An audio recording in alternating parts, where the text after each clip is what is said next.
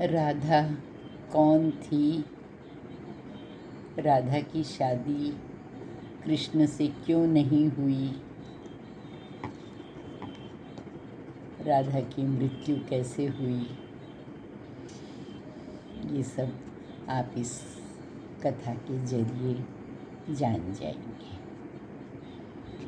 ये सब जानते हैं कि जब अमृत मंथन हुआ तो नारायण मोहिनी रूप में आए और उन्होंने अमृत का कलश अपने हाथ में लेके अपने हाथों से सब देवताओं को पिलाया। नारायण का वो मोहिनी अवतार, मोहिनी रूप इतना सुंदर, इतना अलौकिक और इतना ज़्यादा आकर्षक था कि जितने भी देवतागण थे सभी उस रूप पे मोहित हो गए और सबके मन में एक इच्छा जागी कि इतनी सुंदर स्त्री हमारी भी पत्नी हो। लेकिन एक देवता ऐसे थे, कौन? सूर्य देवता, जिनके मन में नारायण का ये मोहिनी रूप देख के एक बड़ा ही प्रेम और स्नेह भरा भाव आया कि काश मुझे भी एक इतनी सुंदर बेटी मिले। मेरी पुत्री के रूप में नारायण मेरे घर में आए, इतनी सुंदर पुत्री मुझे मिलेगी तो मैं धन्य हो जाऊंगा, जिसमें सारे नारायण के गुण होंगे, नारायण का रूप होगा। और सूर्य देवता ने नारायण से बहुत प्रार्थना की कि हे नारायण, आप इतने ही सुंदर रूप में, पुत्री के रूप में मेरे घर में अवतार लो। और नारायण ने उन्हें आश्वासन दिया, उन्हें वरदान दिया, तथास्तु कहा कि ठीक है, मैं तुम्हारे घर में तुम्हारी पुत्री के रूप में आऊँगा। अकेले सूर्य नारायण ऐसे थे जो कि उस मोहिनी रूप को अपनी बेटी के रूप में पाना चाहते थे। काल बीतता गया, समय बीतता गया, नारायण अपनी बात भूल गए, लेकिन सूर्य देवता को याद था। वो एक पर्वत के रूप में स्थिर हो गए और उन्होंने चाहा कभी तो नारायण मेरी बेटी के रूप में अवतरित होंगे। नारद मुनि ने नारायण को याद दिलाया कि भगवान, आपको पुत्री रूप में सूर्य देवता की बेटी के रूप में अवतरित होना है। अब इस जन्म में सूर्य बरसाने के अधिपति बने वृषभानु, और नारायण को भी याद आया कि हाँ, मैंने वरदान दिया था कि मैं तुम्हारे यहाँ द्वापर युग में पुत्री रूप में आऊँगा। नारायण ने वृषभानु की पुत्री के रूप में जन्म लिया। राधा बहुत सुंदर थी जब पैदा हुई, परंतु उसे ज्ञान था, इसलिए उसका जन्म हुआ, लेकिन उसके नैना, उसकी आँखें बंद थी, उसने अपने नेत्र खोले नहीं। और मन में ये प्रण था कि मुझे जब सामने मेरे नारायण दिखेंगे तब मैं नेत्र खोलूँगी। 7-8 दिन बीत गए। राधा के रूप में बहुत सुंदर बच्ची थी, लेकिन वो नेत्र नहीं खोल रही थी, आँखें नहीं खोल रही थी। इसलिए वृषभानु भी और पूरा गांव भी बरसाने का बहुत चिंतित था कि पुत्री बहुत सुंदर है, बच्ची बहुत अच्छी है, पर वो नेत्र क्यों नहीं खोल रही है। बहुत कोशिश की वैद्य ने, हकीम ने।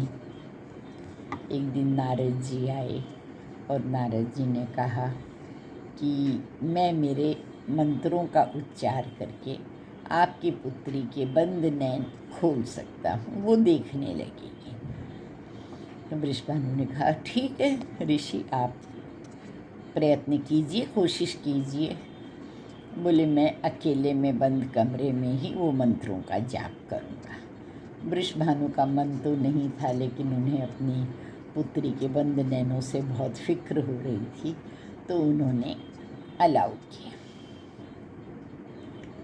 बंद कमरे में नारद जी ने कृष्ण से प्रार्थना की कि हे नारायण, आप अपनी बंसी बजाइए ताकि आपकी बंसी की मधुर ध्वनि सुनकर राधे रानी अपनी आँखें खोलेगी।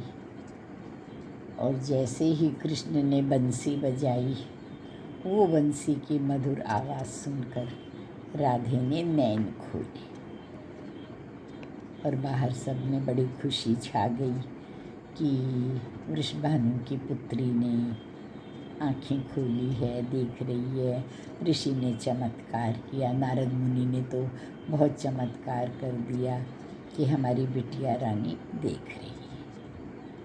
और तभी से राधे के मन में कृष्ण के प्रति एक पावन पवित्र प्रेम का भाव जग गया।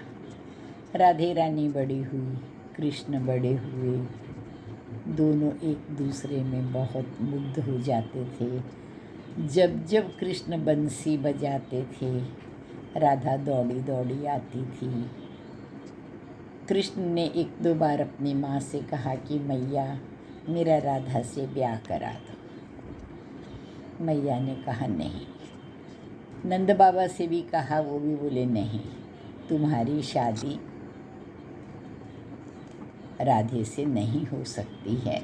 राधे तुमसे बड़ी भी है और राधा का ब्याह फाइनल हो चुका है, तय हो चुका है। कंस की सेना में सैनिक है, उससे उसकी सगाई हो चुकी है और थोड़े दिनों में ब्याह होने वाला है।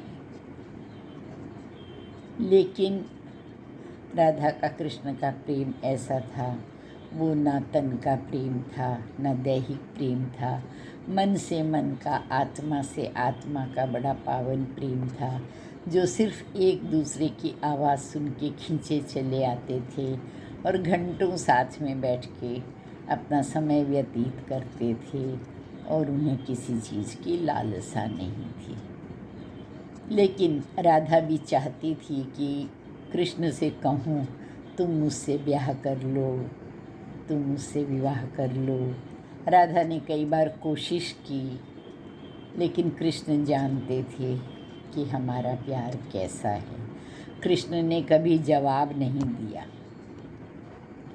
जब कृष्ण थोड़े बड़े हुए और कंस को पता चला कि कृष्ण गोकुल में है, तो कंस ने बड़े बहाने के साथ कृष्ण को मथुरा बुलाया।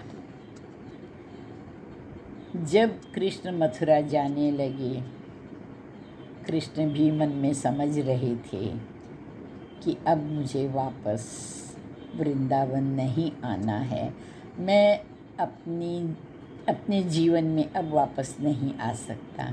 राधे रानी भी समझ रही थी और अब तक जो यशोदा को ये पता ही नहीं था कि कृष्ण मेरा पुत्र नहीं है, उसे भी पता चल गया था। कृष्ण जाने लगे तो राधे ने बार बार कहा, कृष्ण तुम मुझसे ब्याह कर लो, तुम मुझसे ब्याह कर लो। कृष्ण ने मुड़कर भी नहीं देखा और जब ऐसा समय आया कि बस अब गाड़ी में बैठकर कृष्ण विदा होने वाले हैं, राधे ने मुड़कर देखा। कृष्ण को कृष्ण नहीं पाया। कृष्ण में राधा दिख रही थी, राधा में कृष्ण दिख रहा था। एकाकार होके उनका रूप ऐसा लग रहा था जैसे राधा में कृष्ण समाया हुआ है, कृष्ण में राधा समाई हुई है। राधे कृष्ण का एक ही रूप दिखाई दे रहा था। राधा को भी समझ में आ गया कि बस हमारा प्यार यही है। हम कभी शादी के बंधन में, विवाह के बंधन में नहीं बंध सकते हैं, पर जन्म जन्मांतर तक हमारा प्यार, हमारा निश्चल प्रेम, हमारा पवित्र प्रेम इसी तरह से रहेगा। राधे के साथ कृष्णा का नाम जुड़ा रहेगा, कृष्ण के साथ राधे का नाम जुड़ा रहेगा। इसमें एक कथा और भी आती है कई पुराणों में कि कृष्ण एक बार अपनी दूसरी पत्नी के साथ कहीं बाग बगीचे में विहार कर रहे थे। राधा वहाँ आती है। राधा उनको देखकर बुरा मान जाती है, उसे मन में कुछ बुरा लगता है और वो बुरा मान के वापस मुड़ती है। कृष्णा के जो सखा थे श्री दामा सुदामा, उनको ये बहुत बुरा लगता है और सुदामा राधा को श्राप दे देते हैं कि तुम पृथ्वी पर जन्म लोगी और 100 वर्षों तक तुम्हें कृष्ण का वियोग सहन करना पड़ेगा, कभी तुम कृष्ण से मिल नहीं सकोगी। 100 वर्षों के बाद भी मिलोगी तो कृष्ण तुम्हारे नहीं होंगे। इस पर राधा को भी क्रोध आ गया और राधा ने श्री दामा को भी श्राप दे दिया कि तुम जीवन पर्यंत ही भिखारी रहोगे, तुम कभी सफल हो ही नहीं पाओगे, कभी तुम धन से परिपूर्ण नहीं हो पाओगे।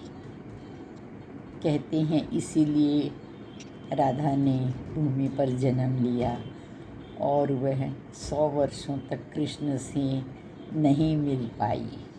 लेकिन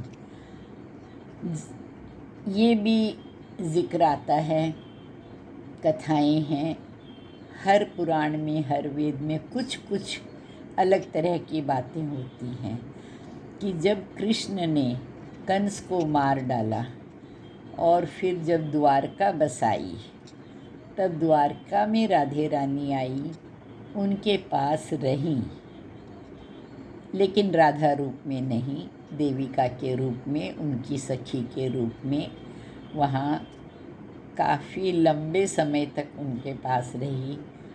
और फिर जब उनका अंत समय आया, वो समझ गई कि अब मेरा अंत समय निकट है। कृष्ण उनसे पूछते हैं, राधे तुम्हारी अंतिम इच्छा क्या है? राधे कहती है, मेरा मन है मैं तुम्हारी बांसुरी सुनते सुनते तुम्हारी गोद में सो जाऊं। कृष्ण बंसी बजाने लगते हैं और राधे रानी वही बंसी की धुन सुनते सुनते आंखें बंद कर लेती हैं और अपनी अंतिम यात्रा पे निकल जाती। ऐसा कहते हैं उस समय कृष्ण बहुत रोए और उन्होंने अपनी बांसुरी तोड़ दी। इस तरह से राधे का जन्म हुआ। राधे कृष्ण का कभी सांसारिक रूप से मिलन नहीं हुआ और इस तरह से राधा की मृत्यु हुई जब कृष्ण ने अपनी बंसी तोड़ दी।